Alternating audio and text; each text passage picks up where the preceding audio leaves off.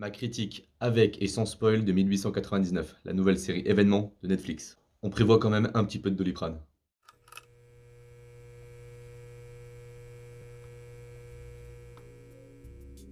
Bonjour à tous, aujourd'hui on parle de 1899, la série sur nos petits écrans proposée par Netflix depuis le 17 novembre 2022.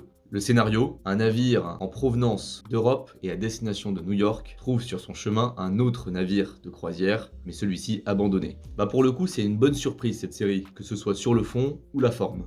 Mais comme je vais l'approfondir dans la vidéo, ça vient avec le temps, ce plaisir qu'on peut avoir dans la série. C'est pour ça que je la qualifie un petit peu de série de la patience. On peut très vite zapper et ne pas adhérer à la série, alors que si on prend le temps justement de s'immiscer véritablement dedans, on peut prendre du plaisir. Donc en gros, 1899, c'est un puzzle. Si on n'a pas toutes les pièces, si on s'en mêle un petit peu justement dans la création de ce puzzle, on peut très vite abandonner et se dire « ouais, je vais trouver une autre série ». En revanche, si on prend le temps d'accepter que ce soit le showrunner qui nous distribue les pièces du puzzle petit à petit, on peut commencer à prendre du plaisir. Alors pourquoi j'ai aimé 1899 ? Déjà, la forme. On est dans un univers victorien, jules vernien, voire quasiment steampunk. C'est le 19e siècle, utilisation à fond de la machine à vapeur, les costumes, tout, bref, c'est un univers que j'aime. Sur certains aspects, ça m'a même fait penser à deux jeux vidéo que j'ai particulièrement adorés, BioShock et Dishonored. Et en termes de série, toutes choses égales par ailleurs, des fois j'ai même pensé à Westworld. Visuellement, et c'est ce qui étonne avec cette série, c'est que c'est époustouflant, c'est magnifique. C'est pourquoi je vous invite vraiment à regarder le making of de la série qui explique comment est-ce qu'ils ont fait ce tournage, qui a un rendu, personnellement je le trouve spectaculaire. En effet, il y a un très fort sens de l'esthétisme dans cette série, que ce soit les costumes utilisés, la météo qui a une importance capitale dans cette série, les matériels aussi, on est vraiment sur un bateau du 19e siècle. Sur la forme, c'est vraiment immersif. Et ça, c'est top. Il y a également un casting qui est international. Des Français, des Allemands, des Polonais, des Chinois, des Espagnols, des Portugais. En termes d'acteurs connus et qu'on retrouve dans 1899, on a par exemple Miguel Bernardo, connu pour Elite, Jonas Blanquet, que j'ai reconnu mais que j'avais découvert très récemment dans la série Germinal, très bonne série de France 2, qui joue un rôle pas facile, celui de Chaval. Anton Lewer, qu'on retrouve dans Game of Thrones et qui incarne à la perfection, je trouve, le Qyburn de George R.R. Martin.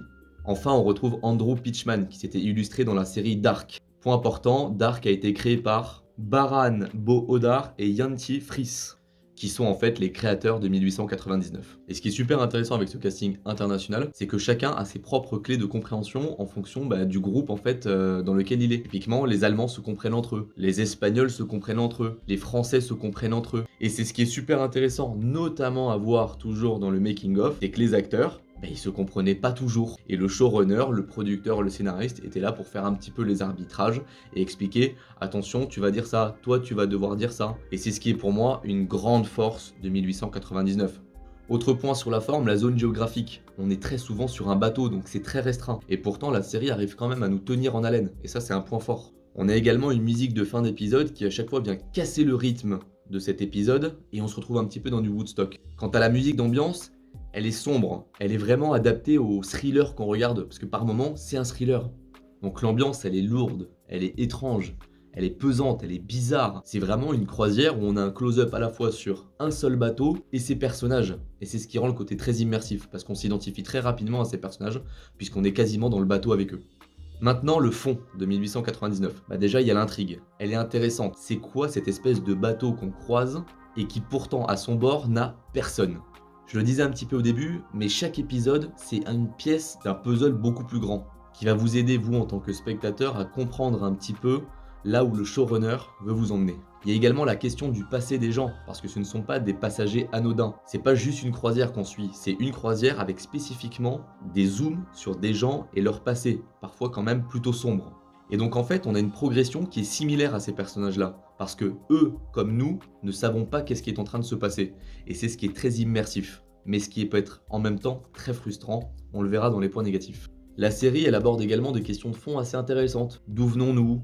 Pourquoi Dieu nous aurait-il créés ? La réalité de Dieu veut-elle dire que nous ne sommes pas des créatures réelles, puisque nous vivons dans un monde regardé par un autre ? Il y a également cette allégorie de la caverne de Platon qui est très abordée dans la série. C'est un petit peu une pilule rouge et la pilule bleue, pour ceux qui ont la référence. Et j'espère que vous l'avez. Enfin, parmi cette multitude de personnages que l'on suit, il y en a certains qui sortent du lot. Typiquement, et vous le verrez dès le premier épisode, le capitaine. On l'a dit, c'est Andrew Pitchman qui a été retenu pour le rôle, mais il est excellent dans ce rôle-là. C'est vraiment la figure du capitaine d'un bateau du 19e siècle, qui est écorché, dont la vie a été rude pour lui. Bref, un vrai capitaine de navire. On a cet enfant aussi. On sait pas qui c'est, on sait pas d'où est-ce qu'il vient, et pourtant, il est joué brillamment. Sa figure est vraiment intrigante. Et puis dans le même ton, on a la figure de l'étranger. Je l'appelle l'étranger parce qu'on ne sait vraiment pas qui c'est, vous le verrez dès le premier épisode, mais c'est qui ce mec? Et puis il y a bien évidemment la figure de Mora, le personnage principal que l'on suit du début à la fin. On en reparlera dans les points négatifs parce que j'ai trouvé le personnage finalement assez peu convaincant par rapport aux autres. Et c'est là un peu le problème de la série, on le verra, les personnages secondaires sont parfois supérieurs au personnage principal. Ce qui est intéressant également dans cette série, c'est qu'elle évoque le concept antique de l'oclocratie, le gouvernement des masses, le gouvernement des foules, bref, l'abdication du jugement individuel au profit du collectif. Et ça m'avait également fait penser à ce livre de Patrick Clairvoy, L'effet Lucifer, dans lequel il disait « Un individu sur 3 est soumis au jugement de la majorité d'un groupe et peut ainsi abdiquer tout sens critique. Cela est très indicateur du décrochage du sens moral d'une personne impliquée dans une action de groupe. » Bah la série, c'est exactement ça.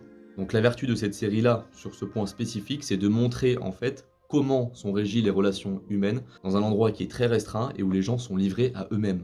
Donc pour toutes ces raisons, j'ai beaucoup aimé 1899. Mais il y a aussi des points négatifs qui m'ont beaucoup dérangé. C'est parti. Premièrement, le générique. Il est pas bon.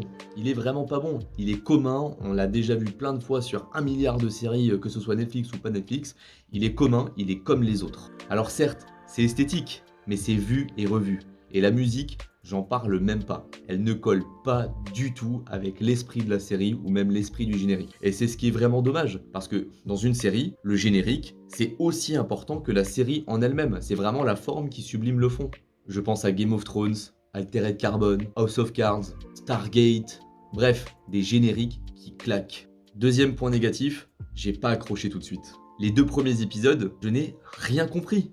L'ambiance était plutôt bonne, mais cette incompréhension du spectateur vis-à-vis des images qui sont en face de lui et du pourquoi on est en train de voir ça, c'est extrêmement frustrant. Et c'est là où je vous dis, le Doliprane, il peut intervenir parce que vous ne comprenez rien. On ne sait pas, durant les 1, 2, voire 3 premiers épisodes, où le showrunner veut-il nous emmener. Bref. La tentation de zapper pour une autre série, elle est très forte. Dans ce monde de l'immédiateté que nous propose Netflix et tous les autres distributeurs VOD, on est très vite tenté de se dire « Allez, j'abandonne et je passe à une autre série. » Parce que là, franchement, 3 épisodes, j'ai rien compris, ça me gonfle. Ciao. Troisième point négatif, et pas des moindres, les personnages ne sont pas tous aussi approfondis les uns que les autres. Typiquement, le personnage principal, il est très souvent éclipsé au profit des personnages secondaires, qui sont beaucoup plus intéressants. C'est peut-être le point noir que je trouve à redire dans cette série, c'est que le personnage principal, je le trouve pas convaincant. Mais ça veut pas dire que c'est une mauvaise actrice, loin de là. Dans le making-of de la série, je vous invite vraiment à le voir, on comprend que c'est une bonne actrice et qui sait véhiculer des émotions. Donc vous l'aurez compris, 1899, j'ai beaucoup aimé. Il y a forcément des points négatifs, c'est ce que je dis dans toutes mes critiques. Mais maintenant, on va parler un petit peu du dénouement de cette série. Pour ceux qui sont restés jusque-là, merci beaucoup. N'hésitez pas à me dire en commentaire votre avis sur cette série. Ce serait un plaisir pour moi de pouvoir échanger avec vous. Ceci est un warning à spoiler. Warning à spoiler. On n'est pas du tout en 1899 et tout ce que l'on a vu dans cette série n'est en fait qu'une simulation informatique. Tout est fake. Le Prometheus, le bateau qu'on a découvert dans l'épisode 1 et qui faisait l'objet de tous les fantasmes, n'est en fait que le nom d'une mission de survie dans l'espace. Les humains, qui sont branchés dans des espèces de cuves, dans lesquelles leur esprit est diffusé dans une sorte de simulation qui est en fait le bateau et en fait toute la saison 1 de 1899. Et comme dans Matrix, comme dans la Matrice, rares sont ceux qui sont conscients d'appartenir à en fait un monde virtuel. C'est pourquoi à la fin de la saison 1, j'ai eu le sentiment un peu d'être arnaqué. Mais en fait, on a une série qui est pas du tout linéaire. On démarre en steampunk, on arrive à quelque chose qui n'a rien à voir, cyberpunk. 200 ans d'écart entre l'épisode 1 et l'épisode 8. C'est énorme. On a un mélange des genres qui est très fort, parfois carrément un film d'horreur, des fois un petit peu, c'est aussi le Cluedo. Les personnages se chamaillent un petit peu entre eux. L'un n'a pas confiance en l'autre. On recherche un coupable. On essaye de trouver un bouc émissaire à la source de tous nos maux. Et c'est ça qui est assez perturbant en fait dans cette série, parce qu'elle a vocation à vous perturber. Déjà, vous ne comprenez pas tout, vous vous dites mais waouh, où est-ce qu'on veut m'emmener? Et en plus de ça, une fois que vous êtes arrivé à destination, une fois que vous êtes dans cette espèce de station spatiale, vous vous dites mais attends, du coup tout ce que j'ai vu là, en fait c'était du fake. J'évoquais tout à l'heure les indices qu'on retrouve dans cette série, mais ils sont à la fois anodins et en même temps c'est très dur de ne pas se dire mais qu'est-ce que je suis en train de regarder? Typiquement, au 19e siècle, on a un mec avec une tablette qui fait bouger absolument tout dans le bateau. Il contrôle un bateau de 300 mètres de long avec une espèce de tablette qui fait extrêmement steampunk. Puis au fil de l'eau, on va carrément découvrir qu'il a une lampe torche du 21e siècle, hein, comme ce qu'on a nous. Puis on va carrément trouver une sorte d'iPad. Puis tout au long de la série, on a cette espèce d'insecte qui passe sous les portes et qui déverrouille les portes. On se dit mais qu'est-ce que c'est que ça? À tel point que moi j'en suis venu à me dire c'est peut-être en fait un environnement magique. Mais en fait pas du tout. Ça n'est qu'une simulation informatique. Et c'est pourquoi moi j'ai eu ce sentiment d'être arnaqué. Mais effectivement avec le recul, on a ces petits indices qui peuvent nous amener à penser ouais mais en fait tout ce que je vois c'est faux. La météo, un coup il y a un brouillard incroyable qui va s'immiscer dans le bateau, un coup on va avoir une espèce de tempête complètement incroyable avec des scènes de fou, on se croirait dans Pirates des Caraïbes jusqu'au bout du monde, puis il y a des moments ça va se tasser, il va y avoir quelques éclaircies de soleil, bref on comprend, mais pas forcément dès le début, que cette météo elle n'a rien de naturel. Il y a aussi tous ces moments où les personnages entendent cette petite voix wake up, réveille-toi. Là, on se dit, mais c'est pas possible. Il y a quelqu'un autour. On comprend que c'est peut-être des marionnettes, ces gens-là. Et d'ailleurs, la question de la marionnette est super bien posée. Il y a également cette scène du suicide collectif où 1500 personnes, au pas cadencé et au cerveau mis sur off, se dirigent lentement, mais sûrement, vers l'océan pour s'y jeter et mourir. Puis il y a également l'indice à 10 minutes 50 qui est totalement évident lorsqu'on le remarque. Ça a fait un petit buzz sur internet parce qu'en fait ce petit secret, ce easter egg caché dans le premier épisode par les showrunners nous permettait de suite de comprendre que tout ce qu'on voyait était faux. Reconstitution de l'indice.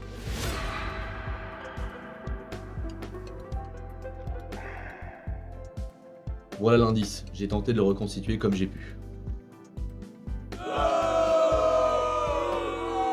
Mais parallèlement à tous ces indices et ce sentiment d'arnaque dont je vous ai parlé, il y a aussi des moments qui sont très forts dans cette série. Par exemple, dans la maison du capitaine, lorsqu'il est en train de parler à sa famille qui va brûler sous ses yeux. Puis il y a également cette scène très forte où l'enfant devient l'objet de toutes les passions. Certains veulent le protéger et d'autres veulent carrément le mettre à la mer. Il y a, j'en ai déjà parlé, la scène du suicide collectif, extrêmement dérangeante. Il y a aussi cette image que j'ai trouvée sur le plan esthétique époustouflante. Quand on voit tous ces navires alignés dans peut-être 30 ou 40 mètres d'eau et dont on comprend que les passagers sont en fait tous morts. Bref, 1899, c'est une série que j'ai beaucoup aimée. N'hésitez pas à me dire en commentaire ce que vous en avez pensé. Moi personnellement, j'attends quand même impatiemment la saison 2 parce que je comprends qu'on sera plus du tout au 19e siècle, on sera plus du tout sur un bateau, bien au contraire, on sera sur une station spatiale, normalement. Est-ce qu'ils vont poursuivre dans cette voie de la simulation? J'ai quand même du mal à y croire. En tout cas, un grand merci de m'avoir suivi jusque-là dans cette vidéo. Si vous avez des remarques, si vous avez un avis à faire partager, n'hésitez pas, on est là pour en discuter. Et on se retrouve très bientôt pour une nouvelle critique ciné, série, TV sur All You Can Watch. Salut les watchers!